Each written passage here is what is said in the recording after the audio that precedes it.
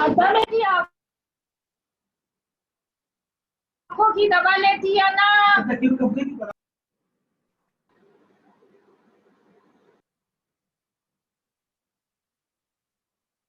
2 minute wait कर लेते then start करते हैं, ताकि स्टूडेंट सारे कनेक्ट हो जाए।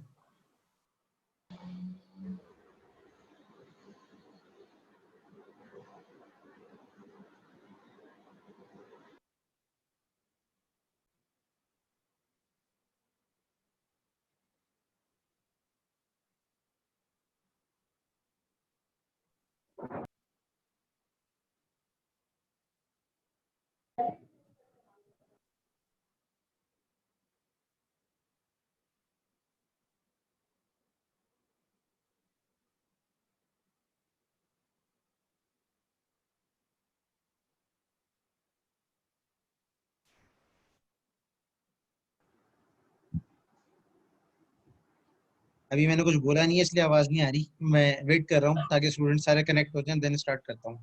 ठीक है जफीर?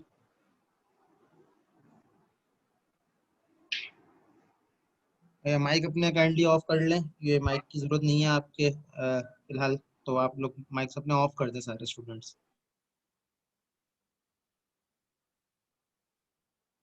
बार बार बोलना पड़ता है हर सेशन में, एक दफा शुरू में ना ये तकिया कलाम बन जाएगा, माइक ऑफ कर दो। तो खुद ही कर लिया करो जब यूज नहीं कर रहे हैं फिलहाल तो।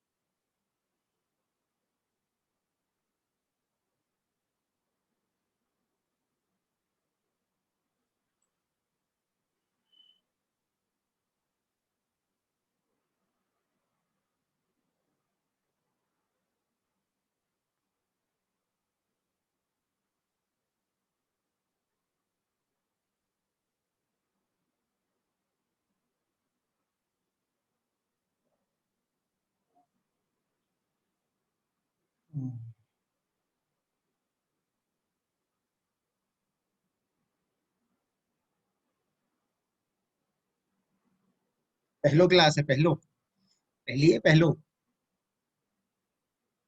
अच्छा, प्रोजेक्ट के बारे में मैंने अभी तक कुछ बोला नहीं है। तो प्रोजेक्ट का मैं नेक्स्ट वीक में वैसे अनाउंस करने का सोच रहा था, नेक्स्ट या उससे नेक्स्ट वीक में। ठीक है, ये कुछ चीज़ें हम लोग कवर कर लें ताकि आपके पास एक बेसिक विजन क्लियर हो जाए कि कोर्स में होगा क्या, प्रोजेक्ट में क्या एक्सपेक्टेशन होगी। तो फिर उसके बाद आपको प्रोजेक्ट दिया जाए विदाउट टेलिंग एक्सपेक्टेशंस या विदाउट टेलिंग बेसिक स्ट्रक्चर। मैं मुझे मुनासिब नहीं लगा कि मैं इस चीज़ को स्टूडेंट्स के ऊपर एनफोर्स करूँ। तो प्रोजेक्ट के बारे में बताऊंगा मैं। टेंशन नॉट, प्रोजेक्ट आपका है और प्रोजेक्ट के आपके 15 to 20 मार्क्स होंगे आई होप। तो कि मैं असाइनमेंट्स को नॉर्मली यही करता हूँ, असाइनमेंट्स को मैं मर्ज कर देता हूँ प्रोजेक्ट के साथ। अभी तक तो मेरी यही प्रैक्टिस है। आप लोगों के लिए हो सकता है कुछ डिफरेंट कर दूँ, I don't know till now. कि जब मैं इसके ऊपर बैठूंगा तो मैं इस चीज़ को देखूंगा कि क्या करना चाहिए। ठीक है, टिल नाउ आप फिलहाल इस कोर्स के लिहाज से फिलहाल एक एक दो हफ्ते आप रिलैक्स रहें। उसके बाद आपके पास टेंशन आने वाली है, आप टेंशन ना लें। अभी टेंशन ना लें, टेंशन आने वाली है उस वक्त टेंशन लें। खैर, चलिए जी, वेट काफी हो गया। मेरे ख्याल से अब इतने ही स्टूडेंट्स रहेंगे तो स्टार्ट कर लेता हूँ। टिल नाउ हम लोगों ने काफी सारी जो कोर कॉन्सेप्ट्स हैं वो कवर कर लिए हैं। और जो basic through out this course के एंड तक हम लोग जिस चीज़ों को डिस्कस कर रहे होंगे, सम हाउ कुछ ना कुछ हर चीज़ का हमने थोड़ा ज़्यादा थोड़ा बहुत इंट्रो या ओवरव्यू ले लिया है। अब जो मतलब यहाँ से थोड़ा सा फोकस हमारा जो होगा, मतलब remaining session till today at least, कि हम लोग कोड के ऊपर अब फोकस करेंगे। और डिफरेंट एग्जांपल्स इंप्लीमेंट किए हैं आपके लिए, तो उन एग्जांपल से बिहेवियर वगैरह को दिखाएंगे और आगे इसको देखेंगे। साद खान, सेकंड सेमेस्टर में होके ऑफिस क्यों ज्वाइन कर लिया भाई तुमने, मोहम्मद साद खान? सेकंड सेमेस्टर में होते हुए ऑफिस जाने लग गए, इतनी जल्दी है कैरियर में जंप करने की?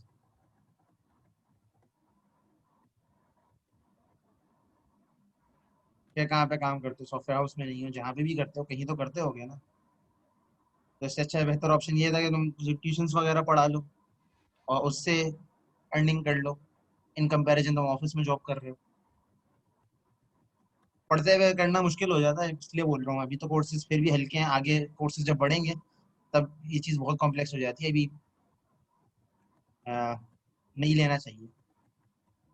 ट्यूशन पढ़ाओ, बेसिक कंप्यूटर साइंस के स्टूडेंट्स को पढ़ाओ, उस तरीके पढ़ाओ तो उससे फिर आपका कोर्स एक्चुअली सफर ना हो। मैं, मेरा कहने का मकसद ये है। बाकी ये मशवरे की हद पे आप की मर्जी, आप अमल करो या ना करो। ये लोगों के अपने अपने हालात होते हैं, डिफरेंट वजूहत होती हैं, कुछ की मजबूरी भी होती है। तो मजबूरी के लिए बेस्ट सॉल्यूशन ट्यूशन है, क्योंकि इससे आपकी भी लर्निंग हो जाती है, चीज़ें रिकैप हो जाती हैं आपके लिए। और ये है, रेजिग्नेशन का फैसला भाई अपने घर वालों से पूछ के देना, बाद में बोलो सर आपने बोला था रिजाइन दे दो, तो मेरे ऊपर आ जाएगी बात।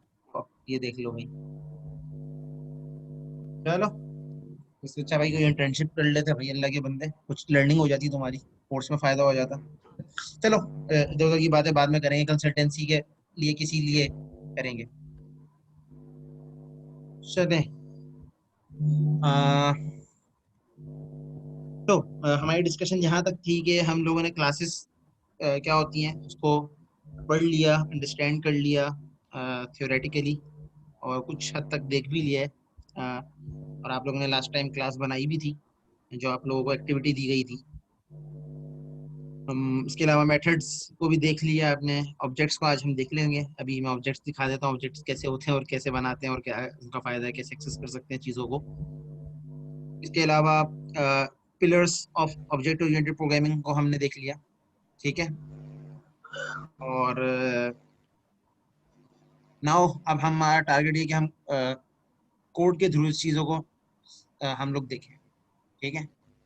तो अब हम उस चीज़ को एक्सप्लोर करने जाते हैं। इससे पहले एक जो चीज़ है, जो फैक्टर है कि जिस तरीके से मैंने पहले भी बोला था, स्टार्टिंग में बोला था कि कोई आप जब कोड लिख रहे होते हैं आईडीई के अंदर या अपने किसी प्रोजेक्ट या कोड बेस के अंदर, तो उसमें कोई आपको हाथ पकड़ के नहीं बोलता कि आप कौन सी प्रैक्टिस यूज कर रहे हैं या कौन सी प्रैक्टिस यूटिलाइज कर रहे हैं। ये आपके ऊपर होता है कि आप इसको कितना बेहतर कोड लिखने की प्रैक्टिस अपने खुद अडॉप्ट करते हैं, क्योंकि आप जिस चीज़ की आदत डालेंगे वही चीज़ आपको होगी। क्योंकि आप लोग, क्योंकि बिगनिंग है इसलिए ये सारी बातें मैं कर रहा हूँ कि अभी से अगर अच्छा कोड लिखने की आदत डालेंगे तो फिर आप जब पास आउट होंगे तो आप एक अच्छे कोडर होंगे, अच्छे डेवलपर होंगे। इंस्टेड कि आप बस इधर से छापो उधर से छापा सेट करके दे दिया। तो ऐसा करने से बेहतर है कि आप बेशक हेल्प लें, हेल्प पूरी दुनिया लेती है, ये नहीं है कि कोई हेल्प नहीं लेता। मैं खुद हेल्प लेता हूँ और मैं इसको मानता भी हूँ। तो हर कोई हेल्प लेता है। ये हेल्प लेने का मकसद ये नहीं है कि आप अपनी कोड बेस को डर्टी कर दें या मैसी कर दें, या थर्ड पर्सन उसको पढ़े तो उसको कुछ समझ ही ना आए। तो कोड बेस को अपनी कोशिश करें बेहतर हो, ठीक है। ये अपना माइक ऑफ कर दो, नुमान और साद खान दोनों माइक ऑफ कर दो अपना। इसमें आपकी डिस्टॉर्शन आ रही है, टोन आ रही है,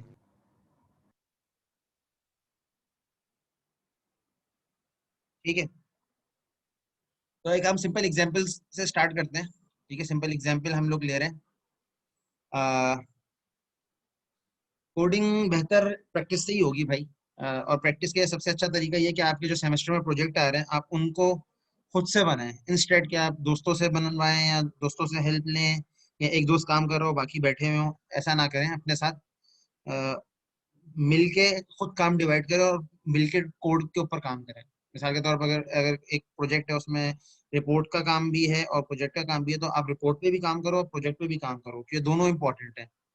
आपको थियोरेटिकल नॉलेज भी होनी चाहिए, आपको प्रैक्टिकल नॉलेज भी होनी चाहिए। बहुत सारे लोग ये कहते हैं और बहुत सारे डेवलपर्स इवन ये कहते हैं कि भाई कोड आना चाहिए, डॉक्यूमेंटेशन या इस तरह की चीज़ों की कोई वर्थ नहीं है। ऐसा नहीं है, बिल्कुल ये गलत कॉन्सेप्ट है, गलत मिसकॉन्सेप्शन है ये। आप जब मल्टीनेशनल में काम करते हो या आप इंटरनेशनल क्लाइंट्स के लिए काम करते हो, तो आपको डॉक्यूमेंटेशन भी करके देनी होती है, तो आपको आपकी लैंग्वेज भी बेहतर होनी चाहिए, ठीक है। आप थोड़ा सा मल्टीटास्किंग होने चाहिए आपको अपने अंदर इस चीज़ को अडॉप्ट करना पड़ेगा, ठीक है। और इसको अडॉप्ट करने का बेहतरीन तरीका ये है आप उसकी प्रैक्टिस करें कि जब आप किसी प्रोजेक्ट पे काम कर रहे हो, इवन सेमेस्टर प्रोजेक्ट हो, तो उसको प्रॉपर करने की कोशिश करें। और इस कोर्स में अगर मुझे मौका मिला, एंड मैं वादा नहीं करता, कोशिश करूंगा वर्जन कंट्रोल सिस्टम का इंट्रोडक्शन देके आप लोग गिट और गिटहब थोड़ा सा इंट्रोड्यूस करा दूं, ठीक है। क्योंकि आजकल की ये one of the necessary tool है जो कि आपको आना चाहिए, क्योंकि आप जो भी कोड कर रहे होते हो वो आपका एक जगह कोड बेस जमा हो रहा होता है और वहां से बेसिकली आप चीज़ों को कमिट कर रहे होते हो, काफ़ी डिफरेंट चीज़ें होती हैं। तो मैं बेसिक ओवरव्यू एक इंशाल्लाह कोशिश करूंगा कि आप लोगों को दे दूं, ताकि आप लोग ये असाइड बिसाइड दिस कोर्स एक एक्स्ट्रा चीज़ भी आप लर्न कर लो। इस कोर्स में तो लर्न करोगे ऑब्वियसली, जो चीज़ें हैं इसके कोर्स के आउटलाइन का पार्ट है वो भी इंपॉर्टेंट है, वो भी लर्न करेंगे। इसके साथ अगर टाइम मिल गया इंशाल्लाह तो फिर हम लोग ट्राई करेंगे गिट और गिटहब को हम लोग एक्सप्लोर करें। एटलीस्ट मैं ओवरव्यू दे दूंगा, एक्सप्लोर आप लोग बेशक खुद करिएगा, मैं चीज़ें दिखा दूंगा। एक्सप्लोर करना ना करना आप लोग की मर्जी है कि आप लोग कैसे करते हैं। खैर, काफ़ी बातें हो गई, अब चले काम की बात पे आते हैं कि एक सिंपल क्लास डिफाइन करते हैं। बिल्डिंग के लिए हम काम कर रहे हैं। अब बिल्डिंग क्लास को लेते हुए हम लोग ऑब्जेक्ट ओरिएंटेड के प्रिंसिपल्स को इम्प्लीमेंट करने की कोशिश करेंगे। आज के टास्क के अंदर हम लोग खाली क्लास और मेथड्स और ऑब्जेक्ट्स के साथ प्ले अराउंड करेंगे। नेक्स्ट क्लास में कोशिश करेंगे किसी एक पिलर के ऊपर काम कर लें, उसके नेक्स्ट क्लास पे किसी और पिलर पे काम कर लें, एंड सो ऑन। कोशिश ये होगी, ठीक है। तो स्टार्ट करते हैं विदाउट वेस्टिंग मोर टाइम। मेरे पास विजुअल स्टूडियो वर्जन 10 है, ठीक है, जैसे मैंने शुरू में बोला था। इस कोड को जो मैंने अभी लिखा हुआ है इसको चलाने के लिए खाली सिस्टम्स आपको चाहिए, ठीक है। खाली ये वाली जो आपकी लाइब्रेरी है कह लें, या आप की जो यूटिलिटी है आपको ये रिक्वायर्ड है। ये तीनों नीचे की जो यूटिलिटीज हैं ये नहीं भी होंगी तो भी मसला नहीं है। कि वैसे बाय डिफॉल्ट आप जब न्यू क्लास बनाते हो तो उसमें ये आपसे पूछता है। अब मैं न्यू क्लास का डेमो देने की जरूरत नहीं है कि न्यू क्लास कैसे बनाते हैं, ये सारी चीज़ें आपको आई होप आती होंगी कि आप न्यू क्लास कैसे बनाते हो, एक प्रोजेक्ट विजुअल स्टूडियो के अंदर कैसे बनता है, ये आपको पता होगा, ठीक है। तो मैं उस चीज़ के ऊपर अब टाइम नहीं लगा रहा, ठीक है। नेम स्पेस, आपका जो प्रोजेक्ट का नाम होता है वो आपका नेम स्पेस कहलाता है, ठीक है। और ये पैरेंथेसिस बेसिकली जो मैं स्कोप की बात कर रहा था वो ये पैरेंथेसिस से डिफाइन होता है। जिसकी मैंने बाउंड्री की बात करी थी वो इन पैरेंथेसिस से बेसिकली डिफाइन होता है, ठीक है। तो जो चीज़ ओपन कर्ली ब्रेस और क्लोजिंग कर्ली ब्रेस के बीच में होती है वो बेसिकली उस क्लास, उस प्रोजेक्ट का, या उस प्रॉपर्टी का, या उस मेंबर फंक्शन का बेसिकली स्कोप कहलाता है। फॉर एग्जांपल, ये क्लास ऑब्जेक्ट डेमो बनाया है मैंने, ये क्लास बनाई है ऑब्जेक्ट डेमो के नाम से, ठीक है। अब इस क्लास के अंदर इस क्लास का स्कोप जो है वो यहाँ तक है खाली, ठीक है। इसका स्कोप यहाँ, इस क्लास का स्कोप एंड हो रहा है, ठीक है। इस क्लास के अंदर क्या किया है, क्या रखा है, यानी अगर मैं इस क्लास के यहाँ पे कोई कोड लिखता हूँ, for example public integer, case आ गया int a, ठीक है। इसने एब्स्ट्रैक्ट उठा लिया उससे, इंटेलिजेंस का ये थोड़ा सा वो है, ठीक है। अभी मुझे देखें एरर क्या दे रहा है, expected class delegate enum interface और स्ट्रक्चर, यानी जो पॉसिबल स्ट्रक्चर्स हैं जिनके अंदर आप कोड लिखते हैं, तो ये आपका जो वो है वो एक्सपेक्ट करने लग गया। अगर मैं इसी चीज को कर्ली ब्रेस के अंदर लिखूंगा तो ये कोड मेरा एक्सेप्टेबल हो जाएगा, ठीक है।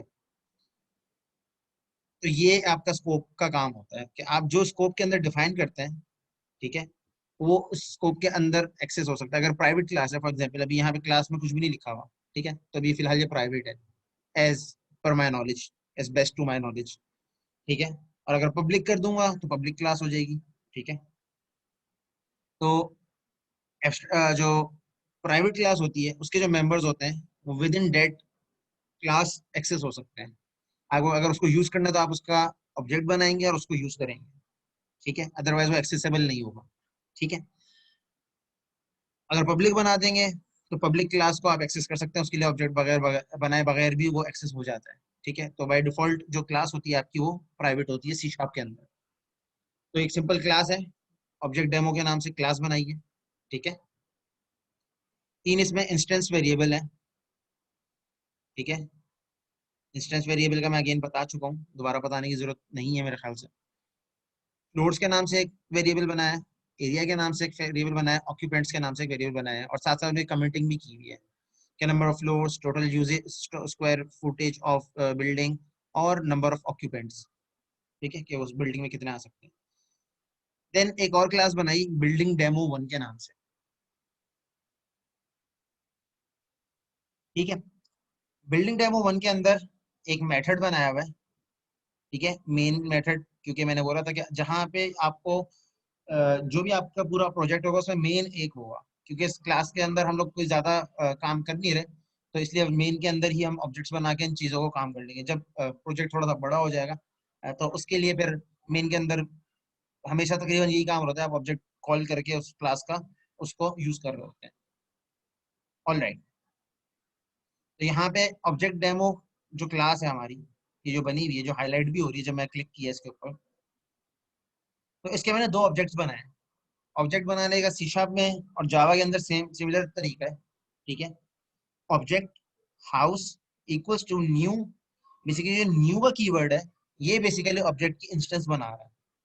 ये क्लास की जो इंस्टेंस बन रही है वो इस न्यू कीवर्ड से बन रही है, ठीक है। तो न्यू कीवर्ड जब भी आएगा तो आपका वो ऑब्जेक्ट क्रिएट हो जाएगा, न्यू ऑब्जेक्ट डेमो। तो डेमो का मैंने बेसिकली डेमो ऑब्जेक्ट जो क्लास है उसका एक ऑब्जेक्ट बना लिया हाउस के नाम से।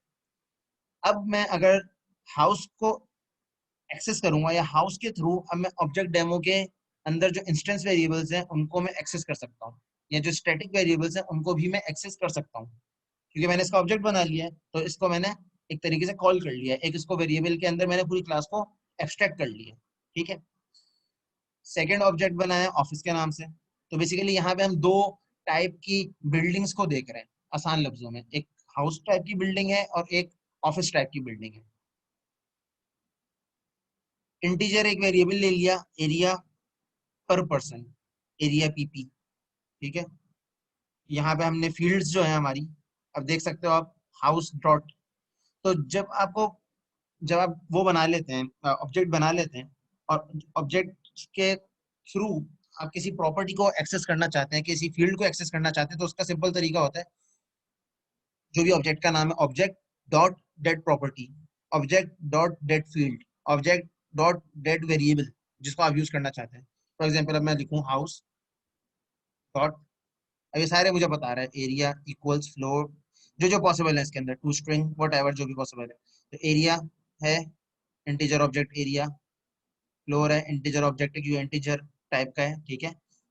ऑक्यूपेंट्स इंटीजर ऑब्जेक्ट का है, ठीक है। अभी मैं इसको जरूरत नहीं है तो मैं इसको यूटिलाइज कर रहा हूँ। इस तरीके से एरिया पीपी को प्रिंट करा दिया, ठीक है। अभी इसमें इस वाले मॉड्यूल के अंदर या इस वाले फेज के अंदर हमने खाली हाउस को यूज किया है, अभी हमने ऑफिस को यूज नहीं किया। ऑफिस को भी हम यूज करेंगे नेक्स्ट डेमो की एग्जाम्पल में, ठीक है। रन करने के लिए इसको क्या होता था, सी शार्प के अंदर, विजुअल स्टूडियो के अंदर क्या करते हैं रन करने के लिए प्रोजेक्ट को, एक तो ये रन नजर आ रहा है सामने, इससे तो ये होगा, ये तो आया और चला गया, इसके अलावा क्या था, F5, चलो F5 प्रेस कर दिया मैंने, कुछ भी नहीं हुआ भाई F5 से, नहीं, कंसोल रीड की के बगैर भी हो सकता है, कंसोल डॉट रीड की के बगैर भी हो सकता है, के बगैर भी हो सकता है, उसके लिए कंट्रोल F5 है भाई। हाँ, ये उबैद ने और मुकर्रम मुस्तकीम ने बता दिया है एंड में। अच्छा जी, कंट्रोल प्लस F5 जब दबाएंगे तो डिबगिंग मोड में आपकी एप्लीकेशन रन हो रही होती है, तो जब तक आप कोई की प्रेस नहीं करेंगे तो आपका आउटपुट जो स्क्रीन है वो होल्ड हो जाएगी, ठीक है। तो यहाँ पे हमारे पास फ्लोर्स 2 हैं, ऑक्यूपेंट्स हमारे पास 4 हैं जो कि हमने खुद इनिशियलाइज करा है, 2500 हमारे पास टोटल एरिया हो गया, और पर्सन, एरिया पर पर्सन आपका ये हो गया। इसीलिए सिंपल फॉर्मूला लगाए हैं हमें, तो फॉर्मूला जो भी है वो हम यूज कर रहे हैं। एरिया पर पर्सन है house dot area divide by house dot occupants. यहाँ तक सब क्लियर है, यहाँ तक कोई प्रॉब्लम? कोई चीज क्लियर ना हो, कोई चीज कंफ्यूजिंग हो। ये हाउस एक और वेरिएबल बना, एक वो है, ऑब्जेक्ट है, हाउस ऑब्जेक्ट है, ऑब्जेक्ट डेमो का। इसी तरह से ऑफिस भी ऑब्जेक्ट है, और इसका ऑब्जेक्ट डेमो का। ठीक है, तो जिस तरीके से मैंने house dot occupants, house dot area, house dot floor किया है, इस तरीके से मैं office dot occupants, office dot area, office dot floors भी कर सकता हूँ। इसको हम एक्सेस करते हैं। मैंने इसके लिए एक और एप्लीकेशन बनाई है, उसके ऊपर ये काम करते हैं। मैं प्रोजेक्ट को ओपन करता हूँ। ये ऊप का था ना, मेथड डेमो। ठीक है,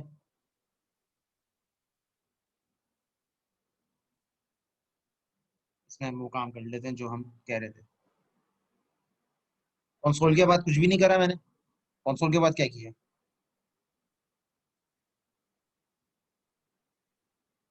ऑल राइट, अच्छा जी। एंड में, एंड में तो कुछ भी नहीं किया था भाई, प्रिंट करा है सिंपल, और कुछ भी नहीं है। ऐसा कुछ भी नहीं है उसमें, कोई हार्ड एंड फास्ट चीज तो नहीं अप्लाई की। कंट्रोल F5 प्रेस किया था, उससे डिबगिंग मोड में एप्लीकेशन ओपन हो जाती है। जब तक आप क्लिक या कोई बटन प्रेस नहीं करें, तब तक वो एप्लीकेशन की जो आपकी आउटपुट स्क्रीन है वो होल्ड हो जाती है। ठीक है, ऑल राइट। मेथड डेमो के नाम से एक नया प्रोजेक्ट है।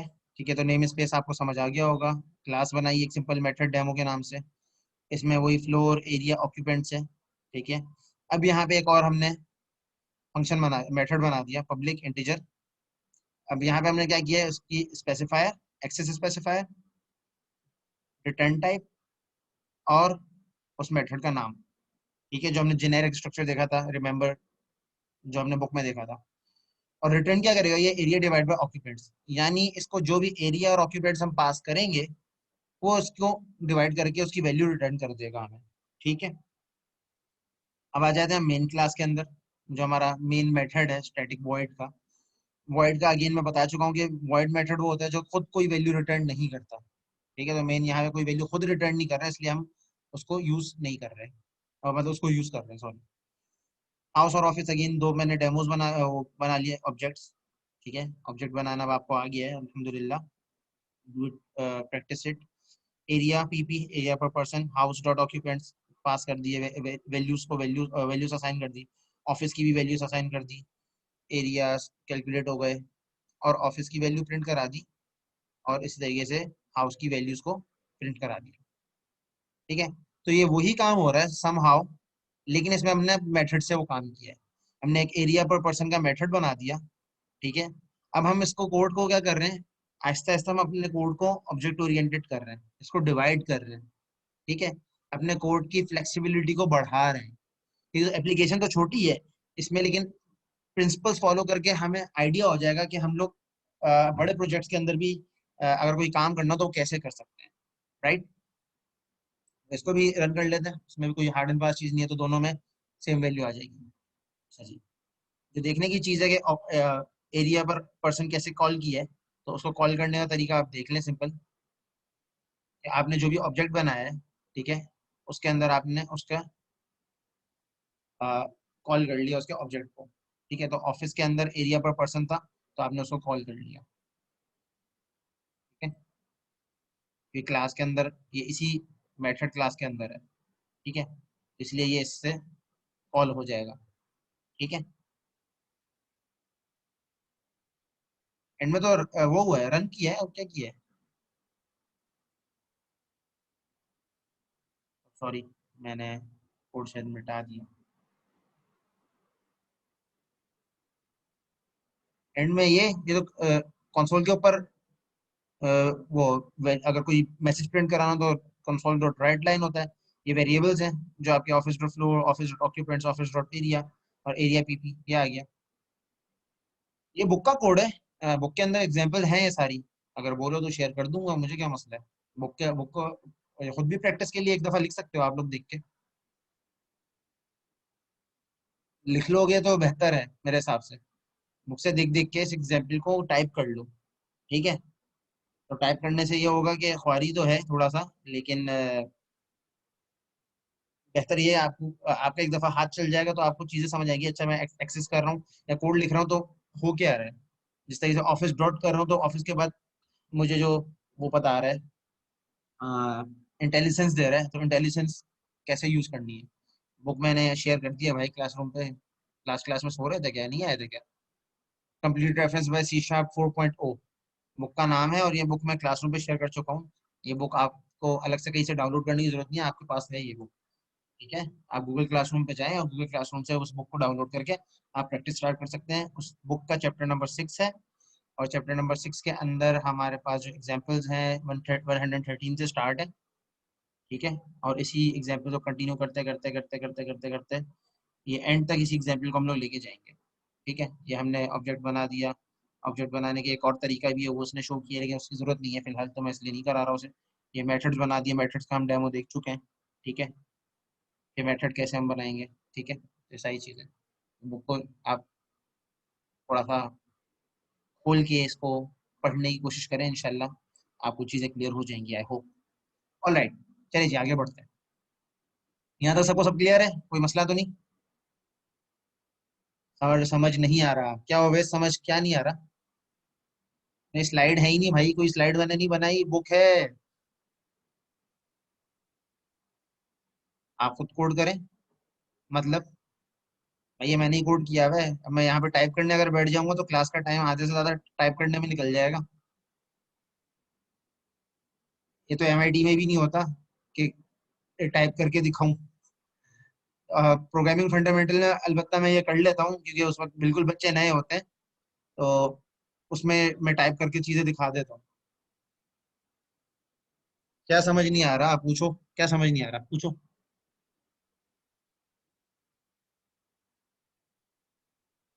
प्रोग्रामिंग फंडामेंटल का कोर्स पढ़ के आए हो सब लोग, एक ग्रेड माशाल्लाह स्कोर करके आए हो, तो उसमें क्या मसला हो रहा है? ठीक है, वो पहली दफा पढ़ लो, ठीक है, और वो मैं मानता हूँ, लेकिन उसमें मसला क्या है? उसमें किया क्या है नया काम? मैंने पहले यही सारी बातें थ्योरेटिकल डिस्कस करी, और थ्योरेटिकल डिस्कस करने के बाद अब उसकी इम्प्लीमेंटेशन के ऊपर बात कर रहा हूँ, क्योंकि थ्योरेटिकल सारी चीजों को मैं बता चुका हूँ, तो इसलिए मैं थोड़ा सा फास्ट चल रहा हूँ। चलो थोड़ा सा स्लो चल लेता हूँ, एक एक लाइन समझा देता हूँ। भाई देखो, जब आप मेथड बनाते हैं, ठीक है, या सॉरी क्लास बनाते हैं, तो उसके लिए कीवर्ड क्लास होता है। ठीक है, अगर आपने प्रोसीजरल लैंग्वेज के ऊपर प्रोसीजरल की भी काम किया होगा तो आई डोंट नो उन्होंने कोड कैसे कराया था, लेकिन क्लास तो यूज होती है समहाउ, या उन्होंने मेथड्स के थ्रू काम ज्यादा ज्यादा करा दिया, लेकिन मेथड भी किसी क्लास का पार्ट होता है। बेशक बाय डिफॉल्ट एक क्लास बना दी हो किसी भी नाम से, लेकिन क्लास का पार्ट होता है। ठीक है, तो यहाँ पे हमने एक क्लास बना ली मेथड्स डेमो के नाम से, आप किसी भी नाम से बना सकते हैं, कोई रिस्ट्रिक्शन नहीं है, बस स्पेशल कैरेक्टर्स यूज ना करें। जो बेटर प्रैक्टिस है वो कहते हैं कि आप कैमल केस यूज करें। कैमल केस का मतलब क्या होता है कि पहला जो करेक्टर है वो कैपिटल हो, बाकी सारे स्मॉल हो, जिस तरह मेथड्स लिखा हुआ है, जिस तरह डेमो तो कैमल केस नहीं है, मेथड्स कैमल केस है यहाँ पे। ठीक है, फिर हमने क्या किया, इस क्लास के अंदर हमने 3 वेरिएबल्स बनाए। ठीक है, और उन वेरिएबल्स को हमने पब्लिक कर दिया। पब्लिक क्यों किया? क्योंकि हम इन वेरिएबल्स को मल्टीपल जगहों पे एक्सेस करना चाहते हैं। जब मैंने इंस्टेंस वेरिएबल की और स्टैटिक वेरिएबल की बात बताई थी, तो उसमें मैंने ये बात कही थी कि अगर आपको एक कांस्टेंट वैल्यू यूज करनी है, फॉर एग्जांपल आप एरिया ऑफ सर्कल कैलकुलेट कर रहे हैं या इस टाइप का कोई प्रोग्राम बना रहे हैं, तो आपको फिक्स वैल्यू चाहिए या एक कांस्टेंट वैल्यू चाहिए, तो उसके लिए आप स्टैटिक वेरिएबल बनाते हैं। ठीक है, तो public static integer, public static X Y Z whatever you want, वरना आप इंस्टेंस वेरिएबल बनाते हैं। ठीक है, फॉर एग्जाम्पल इंटीजर, आपने एक वेरिएबल बना लिया फ्लोर्स के नाम से, एक वेरिएबल बना लिया आपने एरिया के नाम से, एक वेरिएबल बना लिया आपने ऑक्यूपेंट्स के नाम से। ठीक है, नेक्स्ट आपने क्या किया, इस क्लास के अंदर आपने एक मेथड बनाया। ठीक है, मेथड बनाने के लिए क्या तरीका होता है कि आप जेनेरिक स्ट्रक्चर जो है मेथड बनाने का, वो क्या होता है कि access specifier, then return type of that method, और अगर उस मेथड की कोई रिटर्न टाइप नहीं है तो आप उस मेथड को वॉइड रखते हैं। ठीक है, जैसा कि आप मेन मेथड वॉइड है हमारा, जो देख सकते हो यहाँ पे वॉइड है, क्योंकि मेथड कुछ रिटर्न नहीं कर रहा। अगर आपका मेथड किसी वैल्यू को रिटर्न करेगा, यानी जब मेथड कॉल हो तो उससे कुछ वैल्यू कैलकुलेट होकर अगर आएगी आपके पास, तो आप वो टाइप बेसिकली स्पेसिफाई करेंगे कि इस टाइप का ये चीज होनी चाहिए, ठीक है। फॉर एग्जाम्पल पब्लिक इंटीजर, क्योंकि हम जो एक्सपेक्ट कर रहे हैं वो इंटीजर में आउटपुट एक्सपेक्ट कर रहे हैं, और हमने नाम रख दिया जो भी मेथड का नाम रखना चाहे। इसके लिए भी यही गुड प्रैक्टिस है कि आप कैनल केस यूज करें, जो कि यहाँ पे यूज किया हुआ है, ठीक है। देन ये मेथड कर क्या रहा है, मेथड कुछ भी नहीं कर रहा है, जो भी एरिया आ रहा है और ऑक्यूपेंट्स आ रहे हैं उनको डिवाइड कर रहा है और उसको रिटर्न कर रहा है, ठीक है। यही सेम काम हमने थोड़ी देर पहले एरिया पीपी के वेरिएबल के अंदर खुद किया था। उस काम को हमने अब यहाँ पे मेथड के थ्रू कर दिया, क्योंकि हम ऑब्जेक्ट ओरिएंटेड कर रहे हैं, ऑब्जेक्ट ओरिएंटेड पढ़ रहे हैं, तो ऑब्जेक्ट ओरिएंटेड के अंदर हम लोग अपने काम को डिवाइड कर देते हैं ताकि हमारा जो कोड हो वो फ्लेक्सिबल हो, उसकी रीयूजेबिलिटी इनहेंस हो जाए। तो रीयूजेबिलिटी इनहेंस करने के लिए हम लोग इस तरीके से काम कर रहे हैं, ठीक है। यहाँ तक क्लियर है सबको? जिनको नहीं समझ आ रहा था अब सबको क्लियर है? मुझे बता दें फिर मैं आगे बढ़ूँ, क्योंकि अगर नहीं समझ आएगा तो फिर मसला होगा। यहाँ तक क्लियर है सबको? बाकी भी बता दें काइंडली, या फिर आप लोग बोलेंगे हम भी पहली दफा पढ़ रहे हैं, नहीं समझ आ रहा, ये है वो है, तो बता दें। ओके, जो बेसिक स्ट्रक्चर्स है ना उनको समझ लो। मेथड क्या होता है, ऑब्जेक्ट क्या होता है, स्टैटिक वेरिएबल क्या होता है, इंस्टेंस वेरिएबल क्या होता है, कौन सी चीज कब यूज करते हैं। अगर ये चीज आपके हैंड्स पे है, आप किसी भी लैंग्वेज पे चले जाएं, आप उस पर कोड कर सकते हैं, ठीक है। ऑब्जेक्ट ओरिएंटेड कोड करना हो चाहे विदाउट ऑब्जेक्ट ओरिएंटेड कोड करना हो, आप उस पर कोड कर सकते हो। लेकिन अगर यही चीजें क्लियर नहीं करोगे तो ये बहुत मसला करेंगी। इसलिए प्रोग्रामिंग फंडामेंटल का फोकस ही इसलिए पूरे सेमेस्टर में ज्यादा आगे तक नहीं लेके जाते, रिकर्जन पे स्टॉप कर देते हैं। उसका रीजन ही सबसे बड़ा ये होता है कि आपने जितना भी पढ़ा हो वहां पे वो चीजें क्लियर हो जाए, और आपकी जितनी भी चीज है वो वहां तक बेहतर से बेहतर हो जाए, ठीक है। ग्रेड्स लेना देखो मकसद नहीं होता। आप जब डिग्री कर रहे हो ना बैचलर्स, मकसद आपका ग्रेड सही है, आपकी एक वो है ऑथेंटिसिटी है कि आपने अच्छा पढ़ा है, मैं उसका इनकार नहीं करता, ग्रेड्स अच्छे होने चाहिए। लेकिन ग्रेड से ज्यादा इंपॉर्टेंट ये है कि आपको काम समझ आए, उस कोर्स का इंटेंट समझ आए। अगर कोर्स का इंटेंट आपको नहीं समझ आ रहा तो ये मेरे हिसाब से आप कंप्यूटर साइंटिस्ट सही नहीं बन रहे, फिर आप अपनी क्वालिटी को डिग्रेड कर रहे हो, ठीक है। और क्वालिटी आपकी डिग्रेड होगी तो यूनिवर्सिटी की ऑटोमेटिकली डिग्रेड होगी, एंड सो ऑन, ठीक है। क्योंकि अगर आप जब भी किसी भी जगह पे जाके काम करते हो तो आप अपनी यूनी को, अपने टीचर्स को रिप्रेजेंट करते हो कि वो टीचर्स आपको क्या पढ़ा रहे हैं। अगर फॉर एग्जाम्पल आपने एक कोर्स पढ़ लिया, उसके बाद उस कोर्स की चीजें आपसे कोई पूछा, एक्सपेक्ट करेगा ऑब्वियसली कि उसको आपको चीजें पता होंगी, इसलिए मैं काफी सारी चीजें स्किप कर दी। इफ एल्स इस तरह की चीजों को मैंने स्किप कर दिया, मैंने बोला कि आप लोग पढ़ चुके हैं तो इसलिए मैंने स्किप कर दिया, और आप लोगों ने बोला ठीक है सर, हमने हाँ बिल्कुल हमने पढ़ा हुआ है। तो अब मैं कोई इफ एल्स से कोई सिनेरियो आपको दूं और आप उसको सॉल्व ना कर सकें, तो ये आपके जो ए ग्रेड है, बी ग्रेड है, बी प्लस है, ए माइनस है, उस पर क्वेश्चन मार्क है। तो इस चीज को अंडरस्टैंड करने की कोशिश करें, ठीक है। और इस चीज को चलें, जब हो गया हो गया, आज से अब ये करें, इस कोर्स से ये करें या इस सेमेस्टर से ये करें कि जहां जब क्लियर ना हो, इसलिए मैं बार बार स्टूडेंट हर सेमेस्टर के जो भी सेमेस्टर को मैं पढ़ा रहा हूँ, चाहे वो फर्स्ट सेमेस्टर हो या लास्ट सेमेस्टर हो या कोई भी लेवल हो, मैं इसलिए उसमें हर थोड़ी देर बाद पूछता हूँ कि सब चीज क्लियर है या नहीं है। उसका स्पेसिफिक रीजन ही ये होता है कि आप जो चीज पढ़ के जा रहे हो यहाँ से, वो चीज आपको हिफ्ज हो, ठीक है। और उसके बाद अगर आपसे कभी वो चीज पूछी जाए तो आप उसको बता सकें, ठीक है। वर्ड टू वर्ड रट्टा नहीं मार सकते, वो तो इंसान है, आप इंसान भूलता है, लेकिन आपको कॉन्सेप्ट उसका क्लियर हो, ठीक है। चलें, अब लंबी बात हो गई, टाइम भी शॉर्ट है क्योंकि सेशन भी ड्रॉप हो जाएगा थोड़ी देर में, तो मैं मेन मेथड को समझा देता हूँ। अच्छा जी, यहाँ पे हमने दो क्लासेस को फिलहाल यूज कर रहे हैं, ठीक है। एक हमने मेथड्स डेमो के नाम से क्लास बनाई, एक हमने बिल्डिंग डेमो के नाम से क्लास बनाई। इंटेंट हमारे इस एप्लीकेशन से क्या है कि हम बेसिकली एक कोई भी हमें बिल्डिंग टाइप दी हुई हो, ये जेनेरिक है, ठीक है। कोई भी बिल्डिंग टाइप दी हो, चाहे वो हाउस हो, ऑफिस हो, पेट हाउस हो, वट एवर, वेयर हाउस हो, ठीक है, कोई भी बिल्डिंग है, तो उसके हम कुछ प्रॉपर्टीज को कैलकुलेट करके रिटर्न करवाना चाह रहे हैं। उसके लिए हम एक प्रोग्राम डिजाइन कर रहे हैं, ठीक है।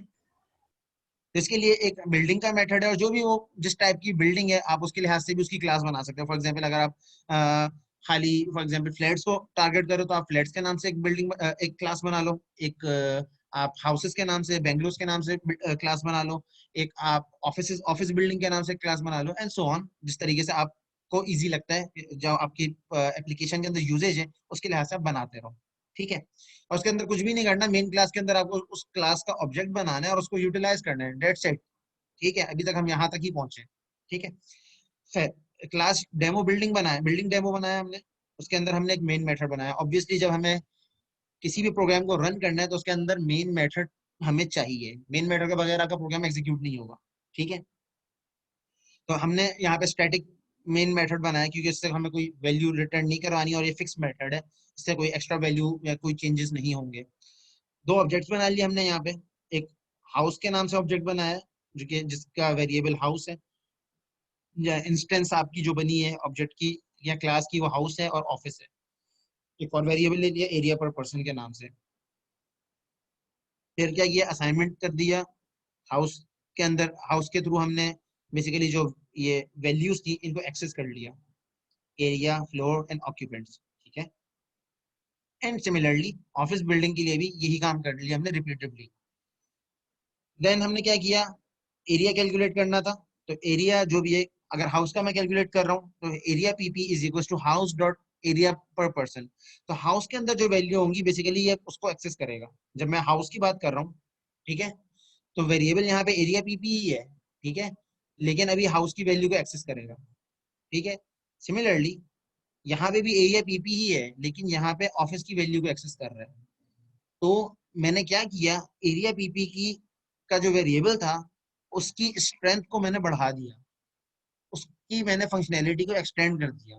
That is the beauty of methods, या ऑब्जेक्ट्स बनाने के साथ और क्लासेस बना के इन दोनों की इंटीग्रेशन से आप ये काम कर सकते हैं कि आप अपने कोड को फ्लेक्सिबल बना सकते हैं।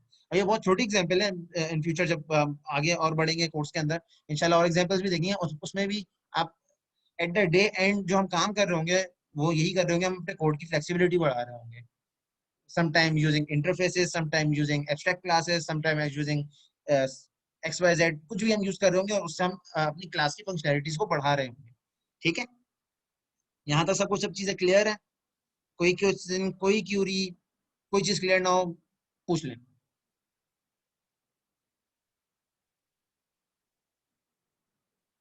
यहाँ तक क्लियर है सब कुछ? कोई क्यूरी है, कोई क्वेश्चन है तो आप मोस्ट वेलकम क्वेश्चन करें। आप अपनी जो मिसकॉन्सेप्शन हैं उनको क्लियर करना है तो ऑब्वियसली वो आप पूछें, ठीक है जी।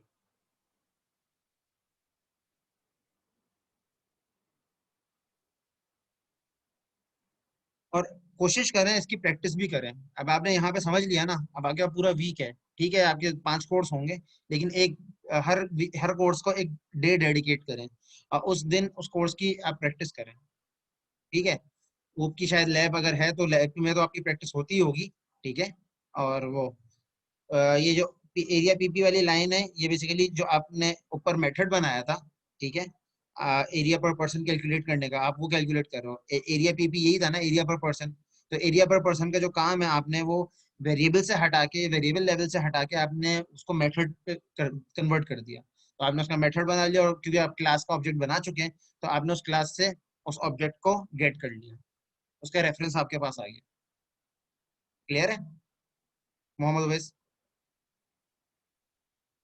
ठीक है जी, सेशन में रिस्टार्ट कर रहा हूँ, काइंडली रिकनेक्ट हो जाए। ये हमारा इसके बाद जो सेशन होगा वो लास्ट सेशन होगा, फिर उसमें हम इस दफा स्टॉप करेंगे, ठीक है। मैं रिस्टार्ट कर रहा हूँ, काइंडली आप लोग भी रिकनेक्ट हो जाएं।